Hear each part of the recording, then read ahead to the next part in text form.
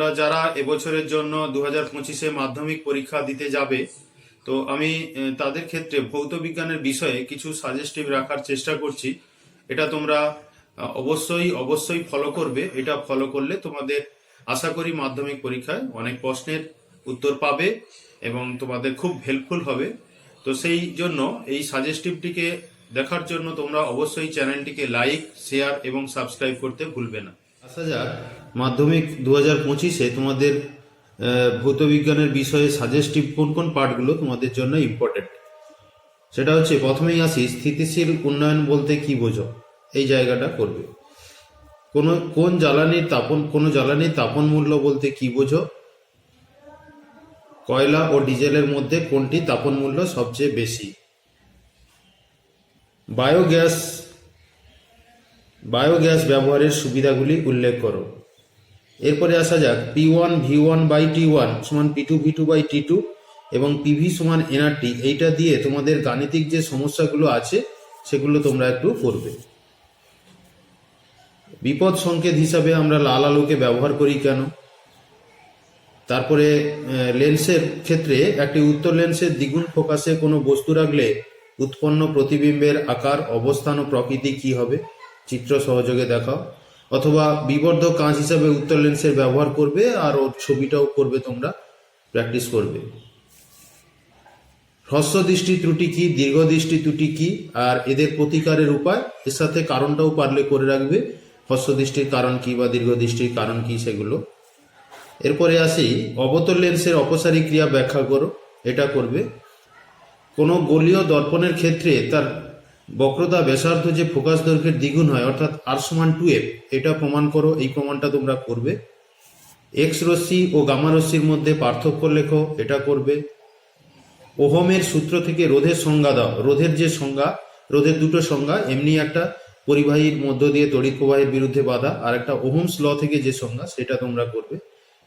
আর তড়িৎ প্রবাহে তাপীয় ফল সংক্রান্ত জুলের যে সূত্রটা আছে, সেই সূত্রটা, তিনটে যে সূত্র, সেটা তোমরা লিখবে। অথবা এখান থেকে তোমরা এই যে H = I²RT জুল, এই ফর্মুলা দিয়ে যে অঙ্ক, এগুলো একটু প্র্যাকটিস করে রাখবে।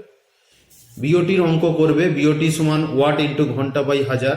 এইটা দিয়ে যে গাণিতিক সমস্যা তোমাদের করতে হবে, কোনো বাড়িতে দৈনিক এতটি বাতি এত ঘন্টা করে চলে, একটি পাখা এত ওয়াটের পাখা এত ঘন্টা করে চলে, এরকম যে ধরনের গাণিতিক সমস্যাগুলো দেওয়া থাকে সেগুলো তোমরা প্র্যাকটিস করবে।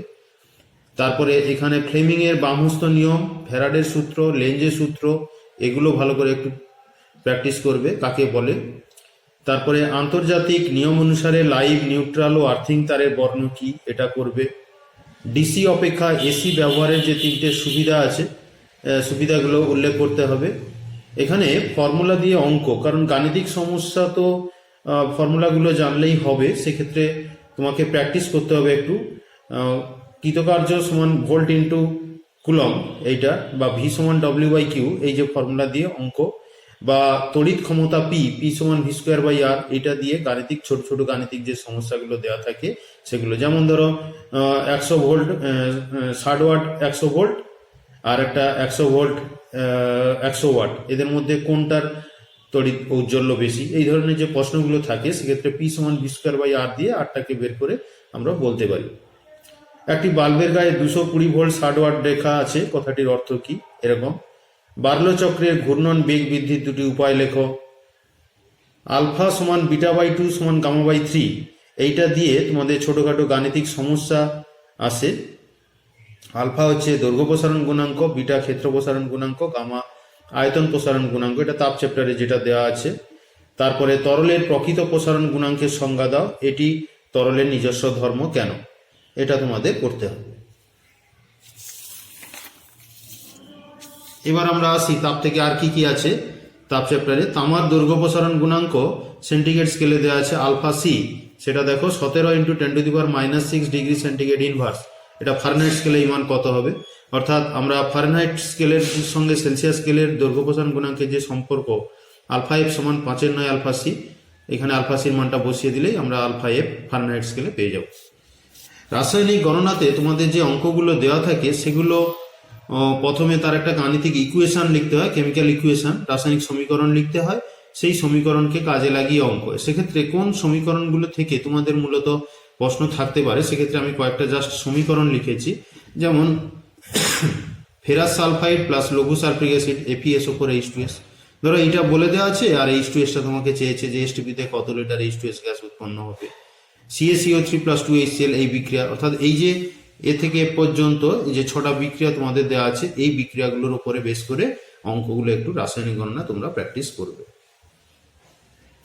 এরপরে আসি পরমাণু নিউক্লিয়াস যে চ্যাপ্টারটা, সেখানে এরকম একটা কোশ্চেন দেওয়া আছে 235X92 231Y92 তে পরিণত হয়েছে।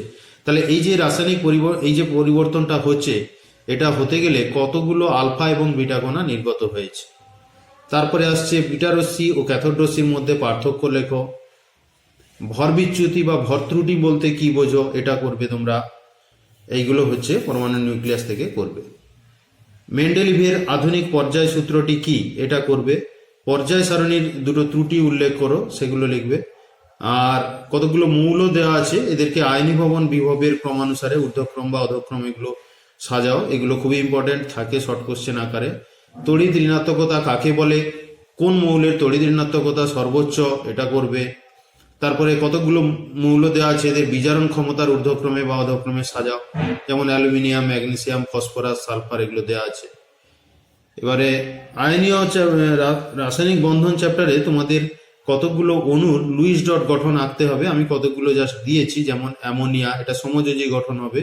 জল সমযোজী গঠন হবে। কার্বন ডাইঅক্সাইড সমযোজী গঠন। ম্যাগনেসিয়াম অক্সাইড আয়নীয় গঠন হবে, এটাও আয়নীয় যৌগের গঠন হবে। ডট স্ট্রাকচার, যেটা লুইস ডট স্ট্রাকচার, সেটা তোমরা একটু প্র্যাকটিস করবে বাড়িতে। তারপরে আছে গ্লুকোজ সমযোজী যৌগ হওয়া সত্ত্বেও জলে দ্রবীভূত হয় কেন, ব্যাখ্যামূলক প্রশ্ন। কারণ এটা অশুদ্ধ সমযোজী যৌগ, এটা সমযোজী হলেও এর অণুর মধ্যে বন্ধনে পোলারিটি দেখা যায়, বন্ড পোলারিটি আছে, যে কারণে এটা পোলার দ্রাবক জলে দ্রবীভূত হয়। তারপরে এই টাইপের কোশ্চেন, দুটো মৌল এ এবং বি, তাদের পারমাণবিক সংখ্যা দেওয়া আছে যথাক্রমে 20 এবং 17। তাহলে এ আর বি যদি যুক্ত হয়, তাহলে কি ধরনের যৌগ গঠিত হবে, আর উৎপন্ন যৌগের সংকেত কি হবে, এটা ব্যাখ্যা সহযোগে বোঝাতে হবে তোমাদের। এই টাইপের কোশ্চেন তোমরা করবে। তারপরে কপারের তড়িৎ বিশেধনে তড়িৎদ্বার মানে ক্যাথোড এবং অ্যানোড হিসেবে তুমি কি ব্যবহার করবে, অ্যানোড মাড কি, এটা করতে হবে তড়িৎ বিশ্লেষণ চ্যাপ্টারে। তারপরে তড়িৎ বিশ্লেষণ পদ্ধতিতে অ্যালুমিনিয়াম ধাতু নিষ্কাশনে তড়িৎ বিশ্লেষ্য পদার্থ এবং তড়িৎদ্বার হিসেবে কি ব্যবহার হয়। তড়িৎ বিশ্লেষ্য পদার্থ মানে গলিত অ্যালুমিনা, তার সাথে আমরা ক্রায়োলাইট এবং ফ্লুওস্পার মেশাই। আর তড়িৎদ্বার মানে গ্রাফাইট দণ্ড অ্যানোড এবং গ্যাস কার্বন ক্যাথোড হিসেবে ব্যবহার করি, এগুলো লিখতে হবে। তারপরে কপার তড়িৎদ্বার ব্যবহার করে কপার সালফেটে জলীয় দ্রবণের তড়িৎ বিশ্লেষণের সময় বলছে তড়িৎদ্বারে সংঘটিত বিক্রিয়াগুলি লেখো, অর্থাৎ ক্যাথোডে কি বিক্রিয়া হয়, অ্যানোডে কি বিক্রিয়া হয়। অর্থাৎ ক্যাথোডে আমার কপার ডিপোজিশন হবে, অর্থাৎ Cu2+ + 2e, চিহ্ন দিয়ে লিখতে হবে Cu। আর অ্যানোডে কি হবে, কপার প্লেটটা ক্ষয় হয়, অর্থাৎ Cu - 2e থেকে Cu2+। এবার হচ্ছে তোমাদের অসওয়াল্ড পদ্ধতিতে যে নাইট্রিক অ্যাসিড যখন প্রস্তুত হয়, তার একটা ধাপ আছে যেখানে অ্যামোনিয়া কি করে, বায়ুর অক্সিজেন দ্বারা অনুঘটকীয় জারণ প্রক্রিয়া হয়, প্লাটিনাম রোডিয়াম তারজালি অনুঘটকের উপস্থিতিতে হয়। সেই প্রক্রিয়াটা বর্ণনা এবং তার শর্ত সহ সমীকরণ লিখতে হতে পারে। আর কি ইম্পর্টেন্ট আছে তোমাদের, যেমন ধরো বলেছে এই যে স্পর্শ পদ্ধতিতে সালফিউরিক অ্যাসিড প্রস্তুতির সময় একটা ধাপ আছে, 4টে ধাপ আছে, তার মধ্যে একটা ধাপ SO2 থেকে SO3 হয়। তো সেই ধাপটার শর্ত সহ সমীকরণটা উল্লেখ করতে হবে। নেসলার বিকারক কি, এর ব্যবহার লেখো। নেসলার বিকারক হচ্ছে ক্ষারীয় পটাশিয়াম মার্কিউরিক আয়োডাইডের দ্রবণ, এটা অ্যামোনিয়া গ্যাসের শনাক্তকরণে বা অ্যামোনিয়াম মূলকের শনাক্তকরণে আমরা ব্যবহার করি। তারপরে উত্তপ্ত কপার অক্সাইডের উপর দিয়ে অ্যামোনিয়া গ্যাস চালনা করলে কি ঘটবে, সমীকরণ সহ লেখো এটা। পরীক্ষাগারে H2S গ্যাস প্রস্তুতির শর্ত, সমীকরণ আর শুষ্কীকরণ অর্থাৎ P2O5 দ্বারা যে শুকনো করা হয় সেটা সংক্ষেপে লিখতে হবে, একটা একটা করে পয়েন্ট করে করে লিখতে হবে। আচ্ছা, ধাতুবিদ্যা তোমাদের MCQ প্রশ্ন থাকে, সুতরাং এগুলো শর্ট কোশ্চেন তোমরা একটু প্র্যাকটিস করবে। আইউপিএসসি নাম লেখো। আইউপিএসসি নামের মধ্যে এগুলো কয়েকটা এমনি দিয়েছি জাস্ট, এটা ইথানল, এটা প্রোপানোয়িক অ্যাসিড, এটা প্রোপানল, এটা প্রোপানন বা 2-প্রোপানন। এই যে এগুলো নামগুলো একটু প্র্যাকটিস করতে হবে। তারপরে বিক্রিয়া সম্পূর্ণ করো বলে এরকম দেওয়া হলো, এটা অ্যাসিটিলিন, ব্রোমিন ওয়াটার দিলে কি হবে, হ্যাঁ 1122 টেট্রাব্রোমো ইথেন উৎপন্ন হয় সেটা লিখতে হবে। মেথিলেটেড স্পিরিট বা ডিনেচার স্পিরিট কি, এর ব্যবহার লেখো, এটা লিখতে হবে। তারপরে ইথানলকে গাঢ় সালফিউরিক অ্যাসিডের উপস্থিতিতে অ্যাসিটিক অ্যাসিডের সাথে আমরা বিক্রিয়া করলে কি ঘটবে সমীকরণ সহ লেখো। এটা যে এস্টার তৈরি হয় ইথাইল অ্যাসিটেট, সেটা তোমরা করবে। জৈব অবিশ্লেষ্য পলিমার ব্যবহারের দুটি ক্ষতিকারক প্রভাব সম্পর্কে লিখতে হবে। ইথিলিনকে ইথেনে রূপান্তর, অর্থাৎ রূপান্তর করো বলে প্রশ্ন থাকে অনেক সময়। তো ইথিলিনকে ইথেন মানে হাইড্রোজিনেশন করব নিকেল ক্যাটালিস্টের প্রেজেন্সে, করলে এটা হয়ে যাবে। তারপরে টেফলন, পিভিসি এদের মনোমারের নাম, সংকেত এবং পদার্থের একটি করে ব্যবহার লেখো, এটা করবে। কার্যকরী মূলক ঘটিত সমবয়বতার উদাহরণ সহ সংজ্ঞা দাও, অর্থাৎ কার্যকরী মূলক ঘটিত সমবয়বতা বলতে কি বোঝো, সংজ্ঞা আর তার উদাহরণ করবে। তো এইগুলো আশা করি তোমাদের অনেক পরীক্ষার জন্য অনেক অনেক হেল্পফুল হবে, তাই তোমরা এগুলো ভালো করে পরীক্ষার জন্য প্র্যাকটিস করে যাবে। ভালো করে পরীক্ষা দাও, আশীর্বাদ রইল।